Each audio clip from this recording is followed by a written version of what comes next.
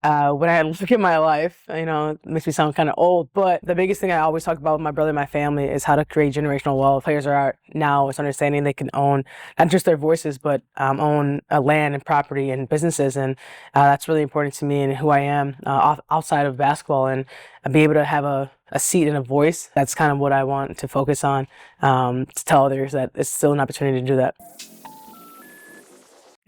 Hello, how you doing? The first thing that made me love the game of basketball is probably just watching my brother play, and then all of my friends played. And so seeing the camaraderie, seeing us all do something that we love together made me really fall in love with the game. Funny you asked. Celebrating myself, celebrating the things I've done is something that I kind of struggle with. I usually like to celebrate others. But I would say this last off season, I finally took some time for myself and traveled and just had a time to reflect. So I try to go back to the people who know me before that to remind me of just, the good, the bad, the ugly. And then you actually understand how amazing the success is once you're there.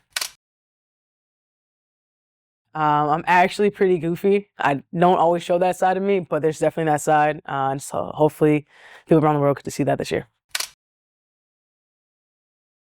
I would probably say Morocco.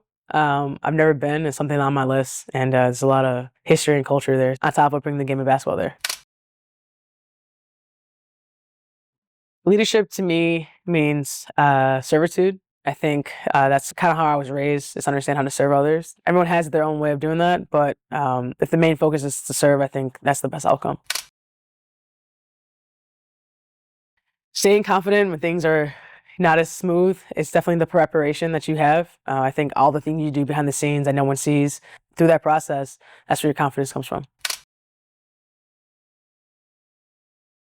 When I look at my life, it makes me sound kind of old, but the biggest thing I always talk about with my brother and my family is how to create generational wealth, how to create legacy, how to create ownership. And I think that's where players are at now, is understanding they can own not just their voices, but own land and property and businesses. And that's really important to me and who I am outside of basketball, and be able to have a seat and a voice at the table is super important. So I think that's kind of what I want to focus on, to tell others that it's still an opportunity to do that. When people look at my career, when that time comes and all that, I think they'll say that I was myself through and through. I gave everything I had every single night, and through that, I remained a really good person. I'm Jewell Loyd, and this is Project B. And this is good. Very good. This one is very crazy. Yeah, I like this. I like the shirt button. Very nice. Yeah. Cool. You want to move it? I'm just swaying back and forth. Yeah. All right. Tattoo's fire. Ooh, Oh, that's fine. like Yeah. That's fine. Yeah, it sounds good. That's fine. Do you want to keep that or?